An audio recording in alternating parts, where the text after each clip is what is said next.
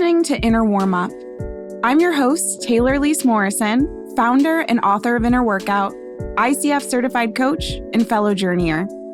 In 2017, I set out to build a life that didn't burn me out, and I found my life's work in the process.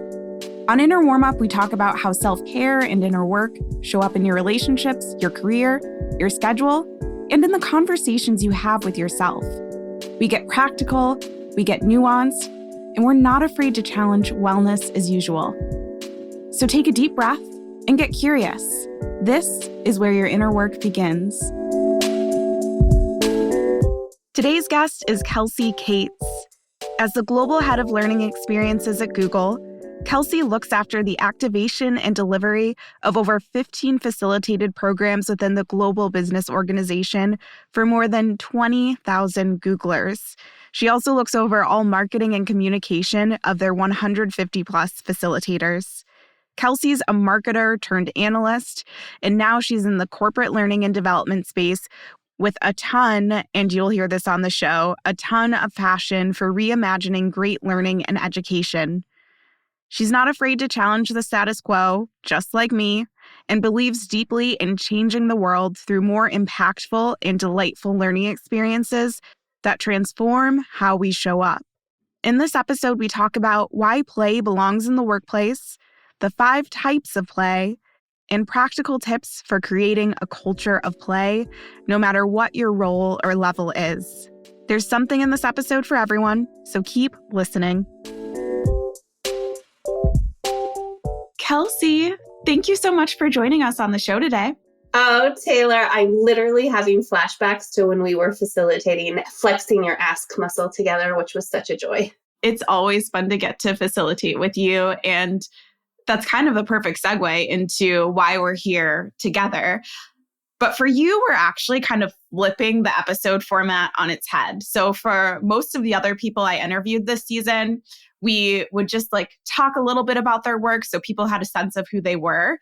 And then we dive into how they play and the lessons that that's taught them. But we're actually doing the opposite for you. So before we get into the way that you infuse playfulness into work and how we've gotten to do a little bit of that together, let's start by hearing what play looks like outside of work for you. So Kelsey, how do you play? I had to think about this one actually, because I know I play outside of work, but I was like, what do I actually do, right? Especially when that idea of play or playfulness is so broad. But for me, I love any excuse to get in a costume. So whether that's seasonal, like right now with Halloween, which I totally do and have done for years, or it's a murder mystery, birthday party, or anything else, definitely costume. They call it fancy dress here in Ireland. Something else that I really love doing is baking, but baking for fun. So I just recently made peanut butter cup spider cookies with the googly eyes with my son. I could say that's just because of my son, but I actually got a flashback from Google Photos about 10 years ago where I was making squirrel and acorn shaped biscuits for my dog. So it's something that I just love to do. And the last thing, I'm pretty bad at this one, but it's dancing. So I've taken lessons. I still can't dance to a beat.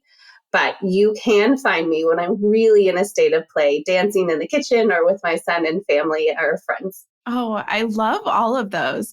And it's funny that you felt like you had to think about it immediately, actually. So Jenny helps produce this podcast. And when I was telling her a little bit about you in preparation for the episode, I was like, yeah, Kelsey's great at play.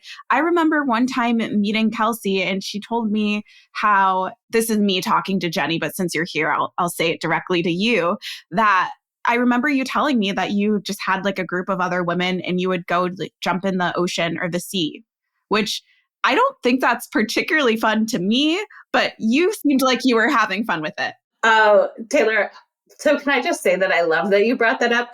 Any chance I have to brag about that I go cold water swimming, I do, but I'm trying to tone it back a little bit. So heck yes, a sense of play to me is cold water swimming, but it's also good for my mental being and all of those things. But for play, absolutely. Thank you. And it's all connected, but it's also interesting to hear what we do and do not define as play, or what other people see that looks playful to them from the outside versus what it's like you said this earlier, play is so broad. And part of what's been fun about this season is seeing how different people define it in their lives. I couldn't agree more. And actually, if you don't mind, let's double click into that, particularly as I know we're going to take a work lens on that. When I've been talking about play a lot, both within Google and without, and I get a lot of people that say, yeah, what do you mean by play? What do you mean by playful?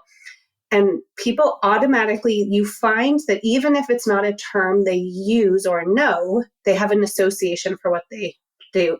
And I know Joanna Fortune talked to you about this as well, but I know some people, when I say play or playful in a work environment, they're like, oh, gamification, right? Everything gets gamified. Or some people think of it just as humor, or they think about it as sports. When I say play and playful, I think of it really as like a lightheartedness, right? Not needing to be so serious about the outcome of what you're doing.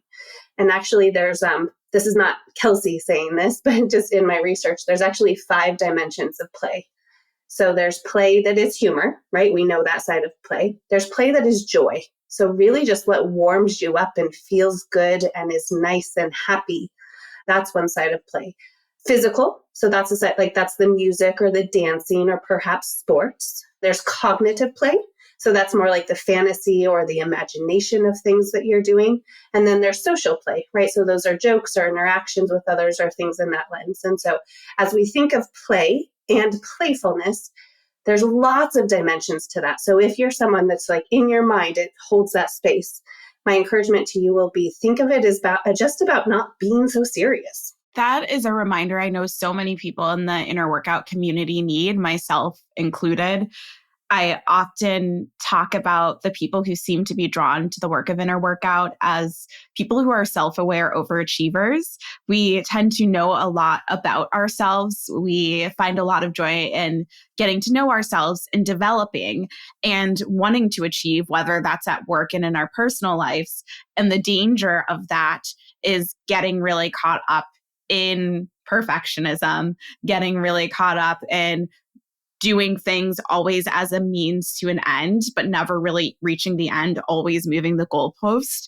And so that reminder to just be like, not everything has to be so serious is a reminder that I have to give myself often. And I hope to the people listening that you just, even if you have to pause here and internalize, like, yes, it does not have to all be so serious. Life is supposed to be fun.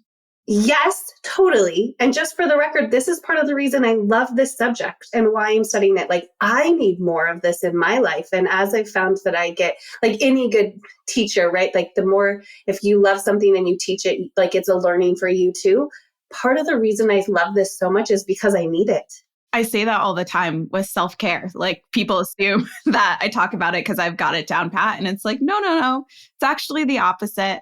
And to tie this in even further, we've been doing a lot of work behind the scenes at Inner Workout as we prepare to launch our app and have just been really, I mean, we're 4 years in, so really refining like what exactly is our point of view. And we came up with this new mission statement. We make well-being easier. And I think similar to you, when we get excited about stuff, we research. So I was like, what is well-being? And the definition from the research that I resonated with most is like the state of being where you feel good, you feel fulfilled, and you're functioning well. And so often what I see people do, again, myself included, I'm always speaking to myself first, is get so caught up in doing the self-care things to check a box, doing the inner work to like say that you're doing the inner work and forgetting that the goal is to be in a state of well-being where you're feeling good and feeling fulfilled. Like it's so easy to disconnect those things. And that's why we need this season on play. That's why I need this season on play. I am right there with you. And I just as an aside, maybe you want to edit this out, but you and I actually connected right as you were launching your business. So I love seeing that it's like going to your site and even just reviewing the past podcasts and seeing your app coming through and stuff. Like it's to see your journey and where you're at and just the role of play and what well-being is. And that, yeah, you're a practitioner, right? You're someone who needs this. So how can you create it more is awesome to see. Thank you. I'm receiving that.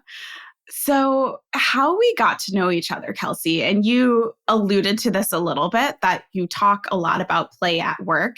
I've had the pleasure of working with you through Google. I think I've mentioned this sometimes on the podcast, but in case folks didn't know, outside of Inner Workout, I also do a lot of facilitation and coaching, and Google is one of the organizations I get to do it with. And Kelsey, sometimes I'd say at this point, maybe once or twice a year, I get to facilitate with you. And whenever I see that you're going to be my co-facilitator, I always know that I'm going to be challenged in the best way possible to tap into the most playful version of myself. So before we dive into exploring the role of play at work, can you just tell us a little bit more about what your role is? So, as Taylor said, yes, I work at Google. I've actually had a lot of roles within Google the last 7 years, but all in the context of learning and development. Taylor, you don't actually know this, but I actually moved into a slightly different role a couple of months ago. So I wear two very distinct hats. My first hat that I wear is I look after all of the facilitators and facilitation for Google's business org. So this is the side of Google that is the revenue driving side. And so for any Googlers that partake in any training, right, they're new to Google, or they're a manager, or they're a senior seller, or they work in an analytics field, those facilitators who train them sit under me and my team. And so part of what we do through that is actually get to really nerd out and teach my facilitators about the neuroscience of playfulness and why do we do this and how do we show up this way? Because it is fundamental to how I believe good learning happens, is through a sense of playfulness, which I know we'll double click in a minute. My other very different hat that I wear, but equally love, is I look after all of the marketing for our learning. I know that's maybe a weird foreign concept, but yes, learning internally at a company also needs marketing.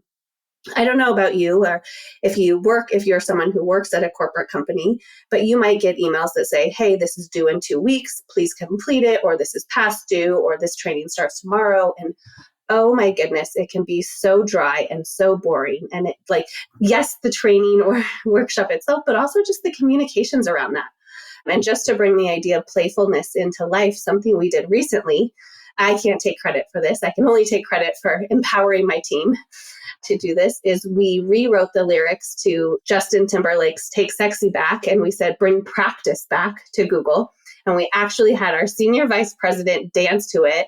And that's how we rolled it out. And so really trying to show up in all different types of ways when we think about learning in a more playful, real human aspect, to feel like people are a part of something that they want to be a part of. That is so valuable because, like you said, it can just be you get this copy paste thing that's like, this is due, blah, blah, blah, blah. There's no conversation about why it matters. You're not excited to show up or do the thing because it sounds boring. And so, man, how cool is that to have leadership display being playful?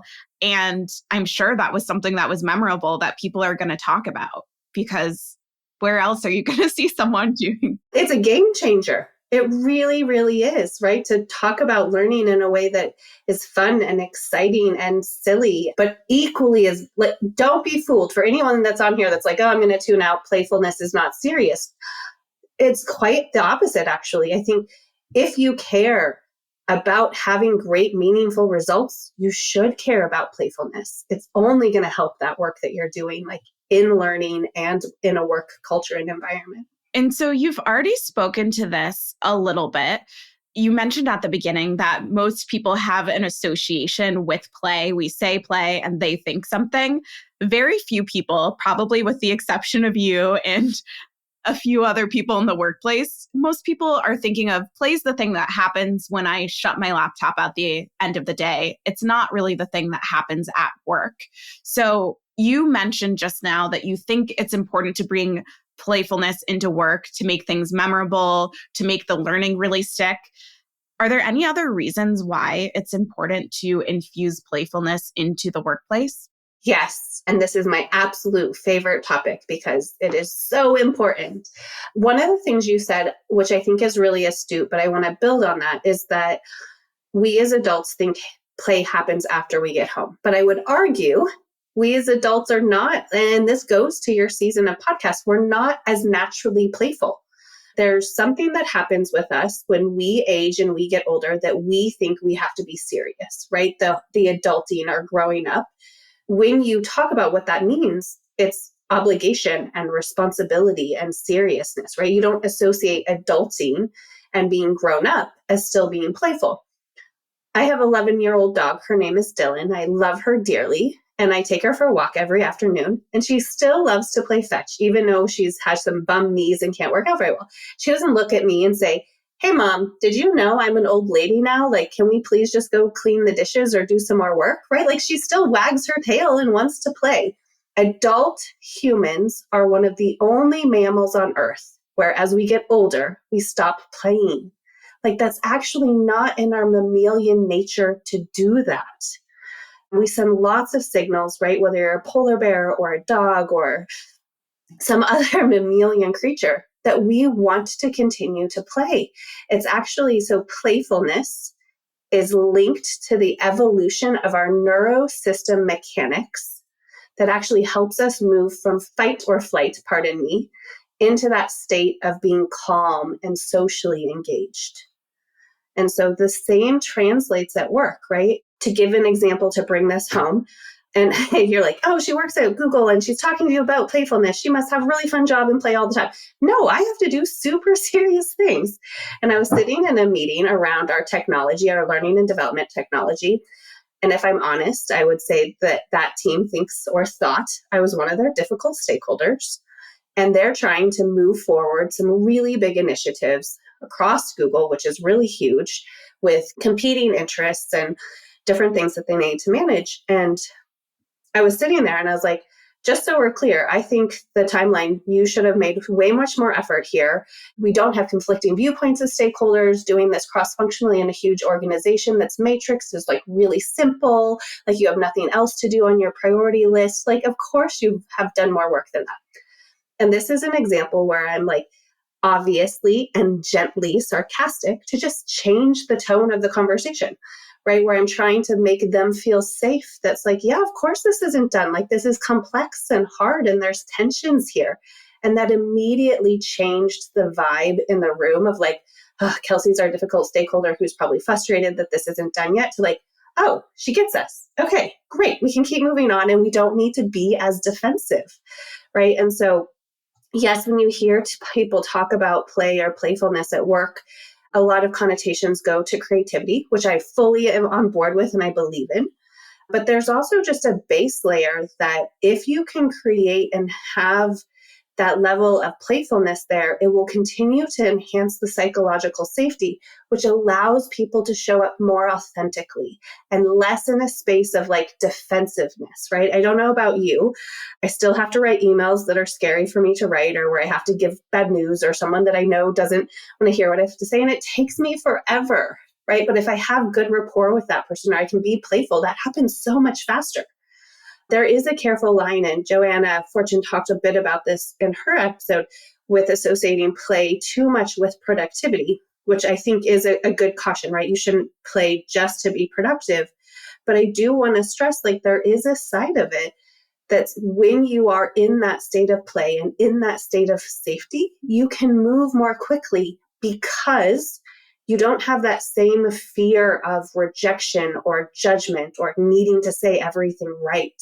That collaboration just happens naturally and more quickly. And that is so beautiful and often productive. Yeah, it's a yes and there, where we don't want it to just be a means to an end. And there are some amazing benefits that we can get from it. So something that I'm wondering then, that was a great example of, yeah, I can use this in this meeting where I know people are probably not excited to meet with me. I'm wondering, what are some other ways, like, let's really get into the how of how we can infuse play into work? Because I think that's a great example. We've all been in meetings where everyone is a little less than enthused to be there. And I can see how having a little playfulness could switch things up.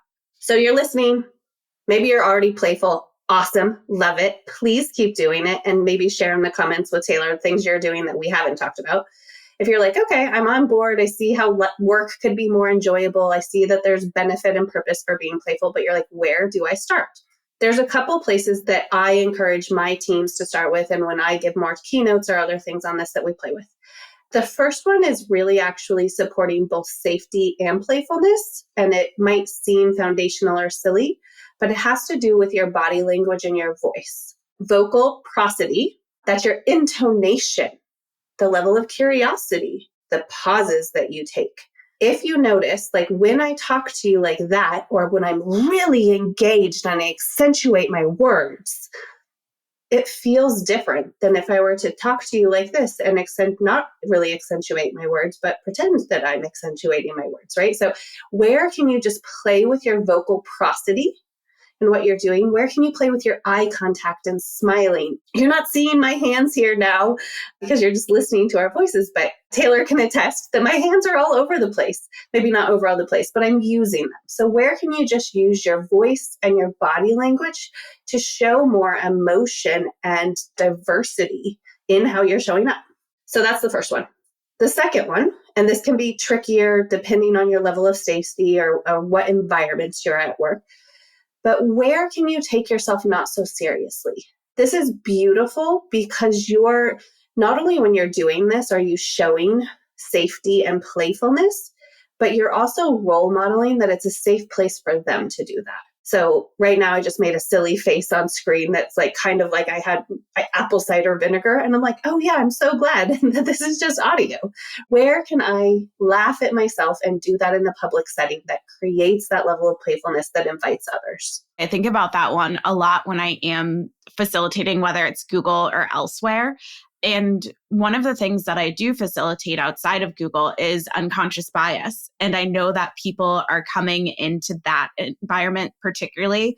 And I've taught it for all different kinds of organizations. And there's a lot of people who are coming in are like, this Black woman is going to tell me that I'm evil and everything I'm doing is wrong. And they just come in so defensive.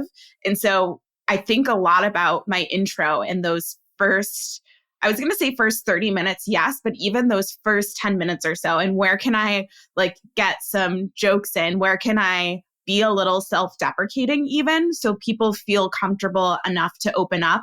And that's one of the feedbacks I love getting when I read the different reviews is I thought that I was going to hate this and I ended up feeling really safe and like I could learn a lot. And it's because I wouldn't have defined it as bringing in playfulness, but really what I was doing is exactly what you just talked about. Thank you for bringing in that story. One, I think I hear sometimes conflicting evidence on that, particularly as a facilitator or as an expert or someone who's coming in that like you need credibility and you need to establish your person like you're the authority. Yes, and for me to have authority to talk to you here today, like I don't need to talk about all my credentials or my neuroscience certificate or things like that. Like I need to role model what I'm talking to you about. And that's what you're talking about, whether it's unconscious bias or playfulness or what you're doing is like, where can you show up as human? And being able to have authority and credibility and expertise does not mean you're infallible and no longer human, right? We're not robots. And so I think those two tensions can 100% coexist. And people want to see that and want to know that you're human and be able to play with that. And yes, I get that a lot too. That's like, I wouldn't have characterized that as playfulness. Playfulness isn't just self-deprecation or just humor or just music or just, right? Like if you're listening to all this and trying to grasp this, come back to the idea that it's that lightheartedness. You don't have to be so serious about things. On that note, I brought my little friend for you, Taylor, as we're thinking about playful examples. Listeners, you cannot see this, but I have a little puppet. His name is Larry the Space Cowboy. And I used him in what we're doing. So as a leader, I was asked to present to our wider team a little bit about our team, but to do it as if I was presenting to 5-year-olds. There's one way where I could do that and it would feel so placating and undermining to people. Or I could do it in a way where I forget that that's the prompt and I use all kinds of jargon and acronyms that people don't understand. What did I do? I brought in my husband who pretended to be this little pirate and I just had a conversation with a puppet about why you make learning fun? Why do you make learning fun? Is that important to do? Why, yes, Kelsey, it's really important to do because if you don't enjoy it, you don't pay attention. And it just, like, Perhaps you're listening and you're like, oh, that's too far for me. Great. Don't do it if it's too far. But my invitation to you is there's loads of things that you can do to play where maybe it's just a story or it's a prop or an analogy and you're not yet at the puppet phase. But there are places to change what you're doing that feel way more comfortable and authentic to you that you should just test out. It's not about having big things that you do all the time. It's about making little baby steps. And perhaps that's just changing the font or the font color in the email that you send. Yeah, I like it. Can be as big as having a puppet that you use and as small as thinking about fonts. I love the idea about props. And again, the prop doesn't have to be a puppet, but there is something different. This is something I feel like I grew a lot with once I started working with Google, is thinking, what are the things that I can bring in my environment? So it's not just us staring at slides or things like that, but there's actually something tangible, whether we're in the room together and everyone's seeing that, or I can hold it up to the camera. It makes a difference and it shakes us up out of what is normal, because unfortunately, what is normal in the workplace is often very boring. I couldn't agree with you more. I think there's a misconception that that's what people want. They want boring. They want serious. They feel like our culture isn't playful. I can't do this.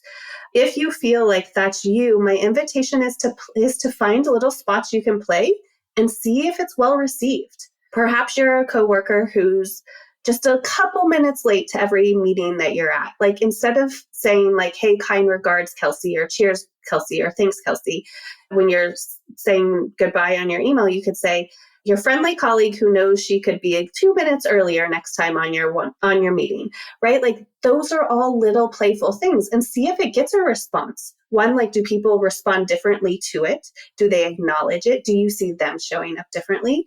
There are little places you can play. And what my hypothesis is you will be pleasantly surprised on how many people actually love that. And it feels refreshing to them, even senior leaders and leadership. Speaking of leaders and leadership, I am imagining people listening to this, and some people in the inner workout community, I know our leaders have direct reports, etc. And then there's a lot of people who are individual contributors, people who don't have anyone who reports to them or aren't managing anyone. And I can imagine people being a little skeptical and say, well, that's great for you, Kelsey. You work at Google. You've got all these people under you. Of course, you can bring play into work.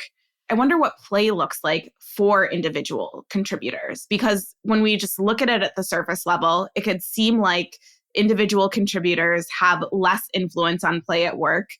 Maybe there's higher stakes for them. So I'm wondering, do you agree that individual contributors have to be more mindful, perhaps, of how they're playing at work? And if you disagree, what roles do you think individual contributors can have in creating this culture of play and playfulness in their workplace? Recognizing we're speaking in generalities here. I don't want to speak too much for an individual or a group of people on how they're doing, but I do just want to acknowledge if you're sitting there and you're like, my culture and my leadership would hate this and they're not playful and they're not serious. Yeah, of course your job is going to be harder. If you don't feel like it's respected or role modeled at the top, your courage and your willingness to see benefit from that is likely going to be lower. So I want to acknowledge that. And where can you challenge your assumption? To be very honest with you, and I'm actually pretty open about this, but I've gotten feedback that's like, our VP's like, Kelsey, not all meetings need to be fun. Like, tone it down on the playfulness. And so like, this isn't a Google thing, right? Like, this is something I feel very strongly about, and you can see in different pockets. And my rebuttal to that is like, yes, but every meeting also doesn't need to be boring, where people are disengaged and uninvolved. If you are playful, you're often also really inclusive. And so my invitation to you, if you're an IC, what other problems can you solve where playfulness can be part of the answer? Are you in meetings where people have their cameras off and not everyone's talking? One, there's a whole bigger issue to solve there, which I'd be happy to get into on a different topic. But two, something playful that also helps with that is just a personal prompt, right? It is Halloween season as we're talking here. Could you just open it up with, hey, what's your best costume that you are a part of? And have everyone literally share. And if you have a big meeting room, maybe they can do this in chat. But that is both. So the science behind that, right? Keep in mind, my day job is facilitation and having people have effective learning experiences. The more people engage and feel heard and that they belong and there's a reason for them to be in a meeting or a training within the first 3 minutes, the more likely they're going to engage throughout. And that's a way that you can be playful and just encourage conversation. We call this a purposeful primer, right? Can you use that prompt and then connect it to the activity? And we're like, cool, here's what we need to talk to around dressing up our new marketing campaign, right? How can you connect that personal prompt to where you're doing?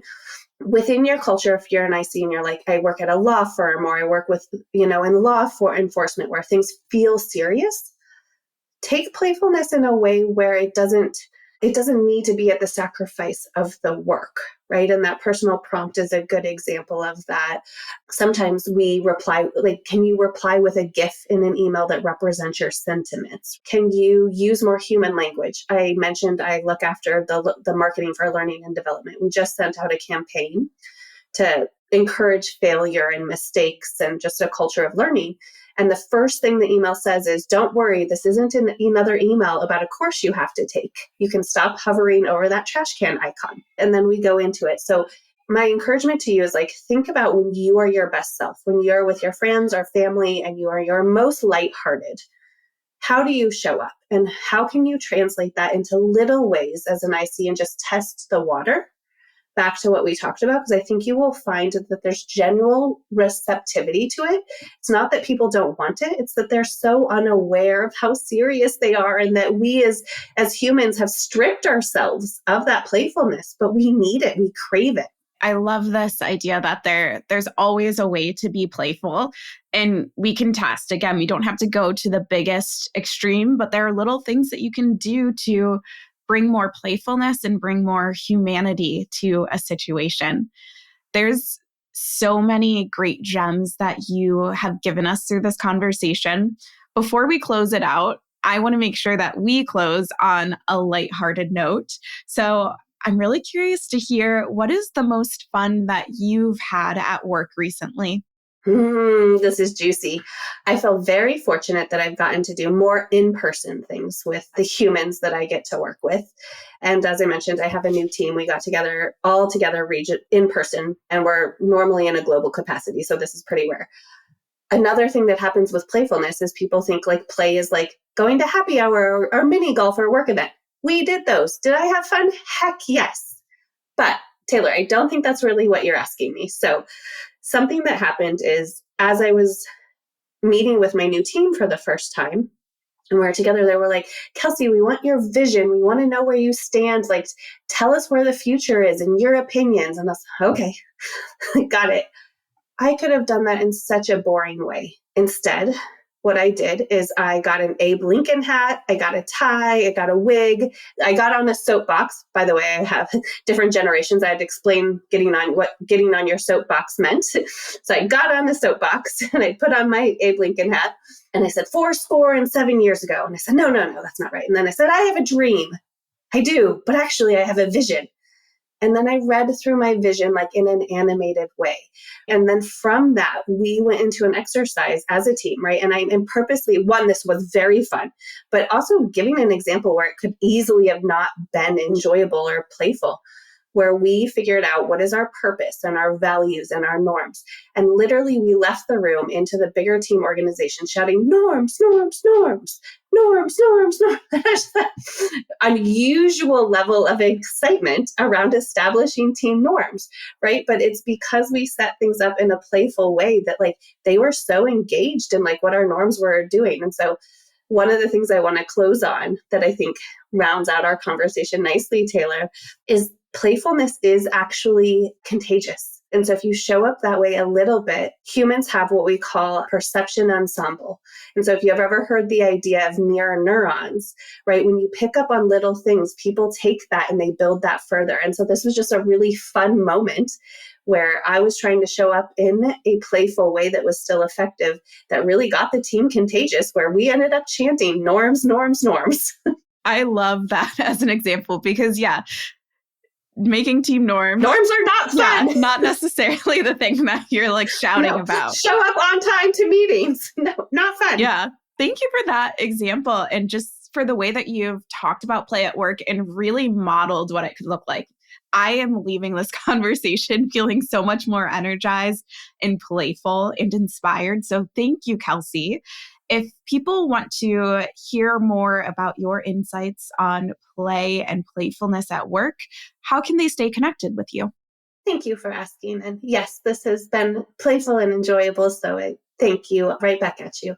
You can find me at Kelsey Kates at LinkedIn. I do post about it regularly is what I would say. I also have a few followers on Instagram. I'm trying to be better about that because I do love this topic so much at Kelsey Adele Kates on Instagram. So those are two good ways, LinkedIn and Instagram, where you can hear more. Lovely. We will link those both in the show notes. Thanks, Kelsey. Thanks, Taylor.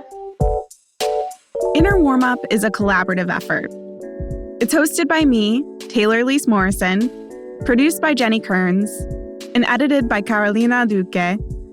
If you enjoyed this episode, share it with a friend. And if you're looking to continue your inner work, our free Take Care assessment is a great place to start. On that note, take care.